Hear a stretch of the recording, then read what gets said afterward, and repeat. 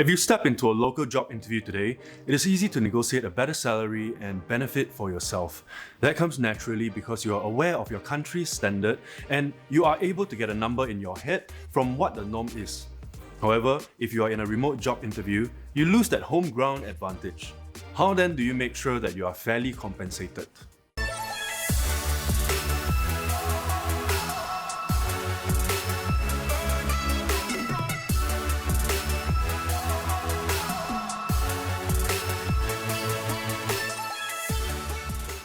While you are working remotely, you are in a different country with a different set of living standards as compared to where the company is headquartered. This raises some doubts when you talk about fair compensation. Do you consider the country's market, or do you consider your own market when trying to negotiate the terms of your employment?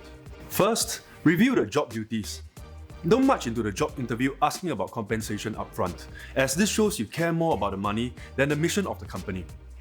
Rather than looking at the dollar value, it is more important to determine if the salary is comparable to the job duties that are laid out. Knowing the job duties and the amount of work you have to put in will then help form an opinion of whether your compensation is acceptable. Remember, you are looking for fair compensation, so your consideration has to be relative to more than just the number itself.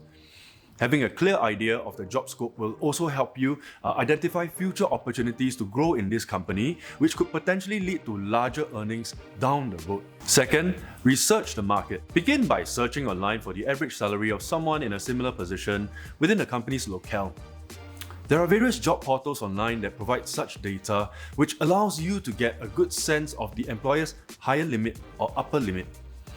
Understand that the main motivation of remote hiring is to save costs, so you should not ask for more than what the hirer will pay if they hire locally. Once you understand your worth from the company's perspective, the next step is to research the difference in cost of living between your employer's state and yours.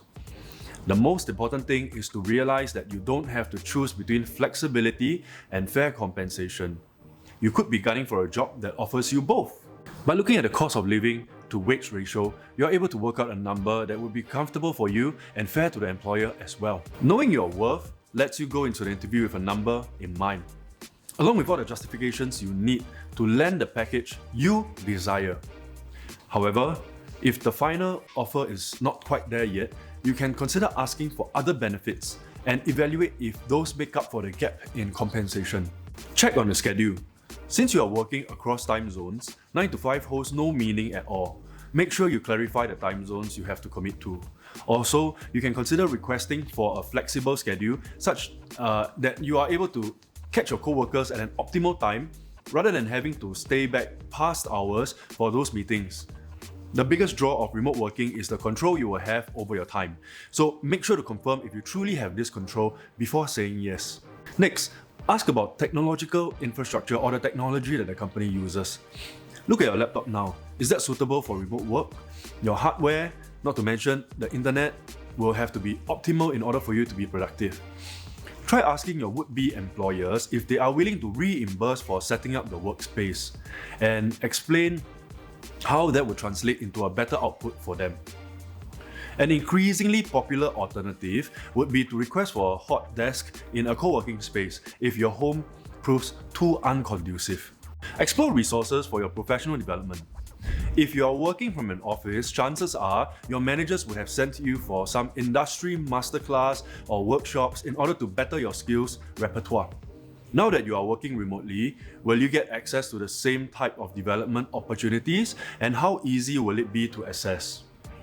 If companies are unable to dial you in for training due to time differences, look for online training and conferences and ask if you can be allocated a budget for professional development. Share your vacation rights. Chances are that in whichever city you are in, you have some unique holidays that might not be transparent to someone in another continent. You might also be protected by your country's own employment law dictating the number of vacation days you are entitled to. Make sure you know these at the back of your hand, and if you don't, just go online to check.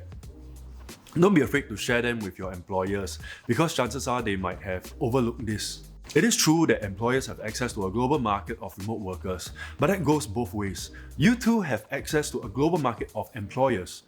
If you are unable to meet your needs with the company's budgets, don't settle and keep looking for the right remote job, as it is out there. If you would like more tips and advice from us, click on the link below to join our tribe, where you and your peers can discuss the points above and value add to each other in your pursuit of a remote career. Of course, I will also be sharing more day-to-day tips to bring you towards success. I will see you there.